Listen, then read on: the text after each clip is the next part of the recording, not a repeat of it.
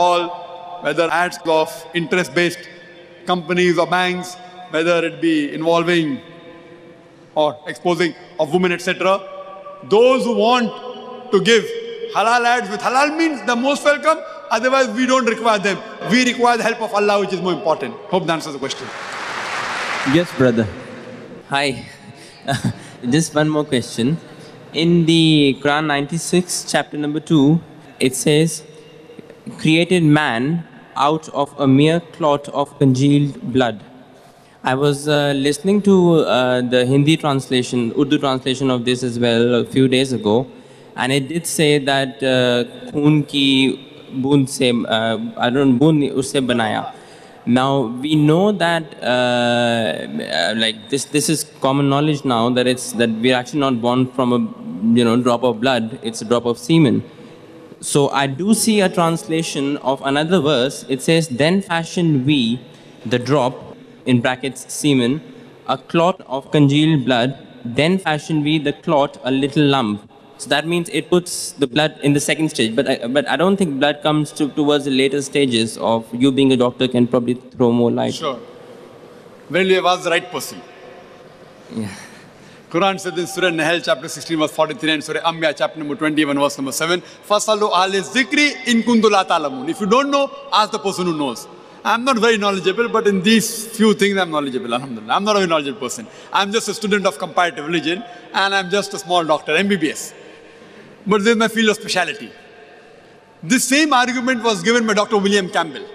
There's a person by the name of Dr. William Campbell, who's a medical doctor, and got a PhD in writing a book against the Quran. He wrote a book saying there are 30 scientific errors in the Quran. And for 8 years, no Muslim replied. So the American students, they called me for a debate, and I went to US in Chicago a few years back, and we had a debate on the topic, the Bible and the Quran in the light of science.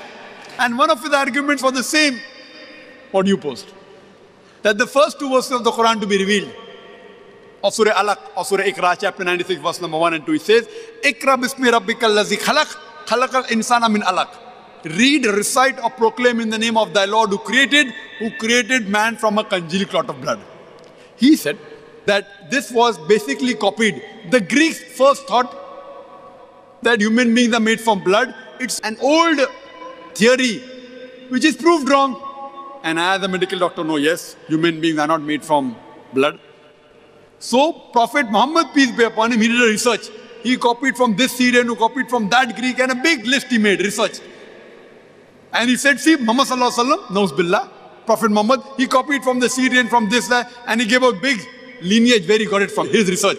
His PhD did. He's a PhD doctor and a medical doctor. Then he further goes to say that all the translation you read, it says blood, blood, blood. But latest, some of the Muslims translate alaqa as a leech-like substance. He knew it, which you don't know. He knew it. But in defense, he's saying, we have to take the meaning what was present at the time of revelation of the Quran. We can't take a meaning which is understood today. At the time the Quran was revealed, no one understood it as leech, and he's right. Therefore, all the contemporary tafasirs you read, all say blood. None of them say alaqa is leech-like substance, which we agree. Alaqa has got 3 meanings.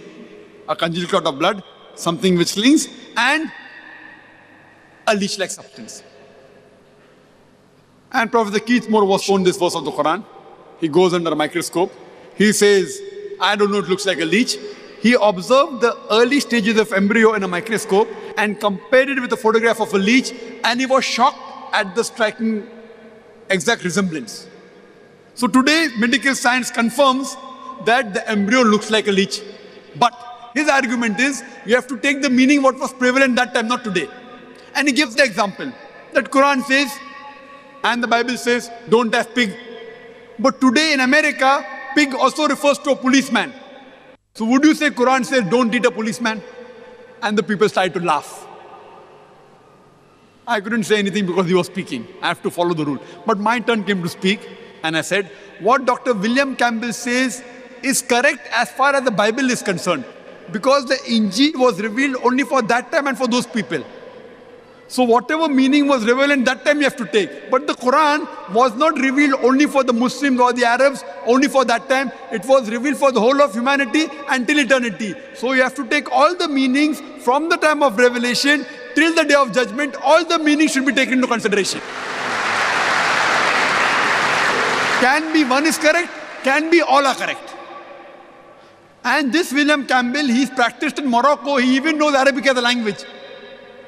So doctor, medical doctor, MD. I am only MBBS. He's better than me, MD. PhD in writing a book against the Quran. Knows Arabic language. I don't know Arabic as a language. So we had a debate.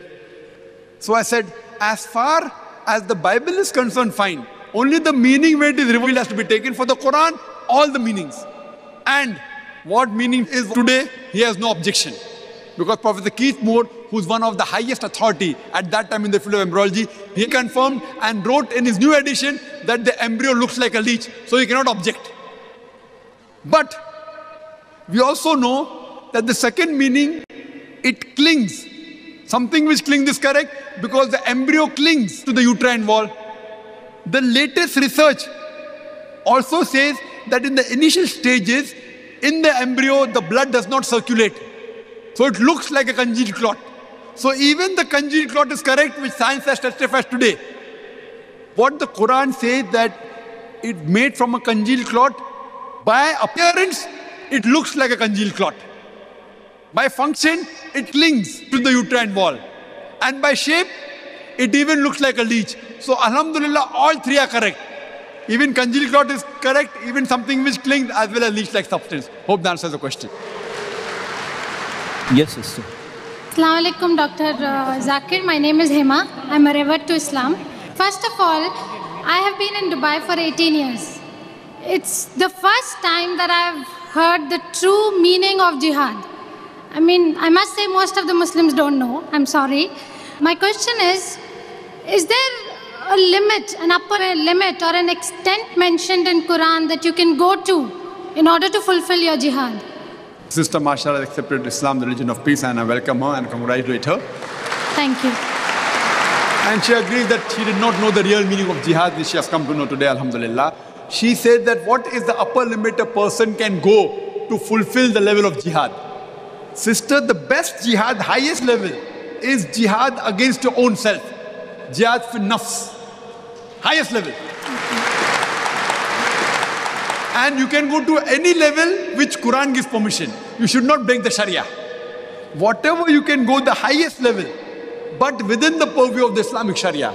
You can't go outside the purview of the Islamic Sharia. So the best jihad is jihad against your own nafs.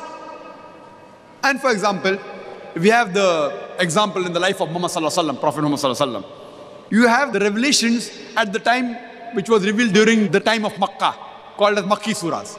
We have the examples of Madni Surahs. The major difference is Makki Surahs are more talking about Iman and strengthening, etc. And the Madni Surah, how to establish the deen, Aqamat al-Deen, about jihad.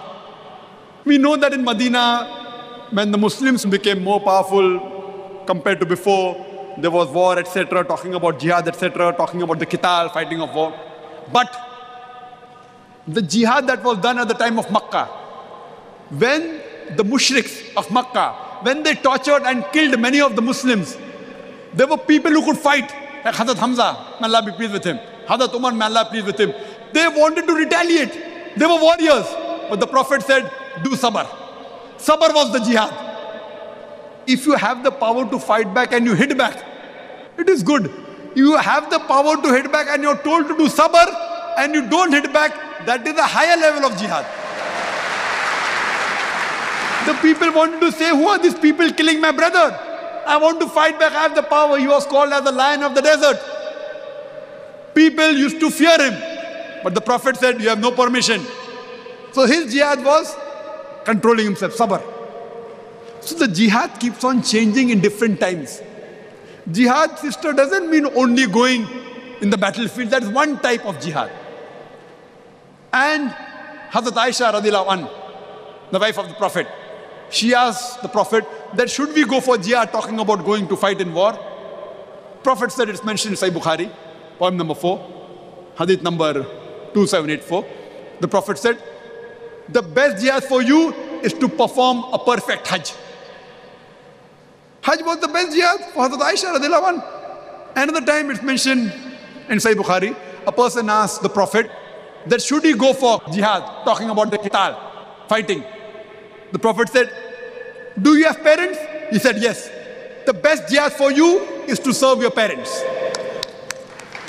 So the best jihad keeps on changing depending upon the situation. The other time it mentioned Sunan Nisai, the Prophet said, to speak a word of truth against a tyrant ruler is the best form of jihad. That doesn't mean that for everyone serving the parents is the best form of jihad. Because the Prophet knew that his parents required him. So depending upon the time, sister, the best type of jihad keeps on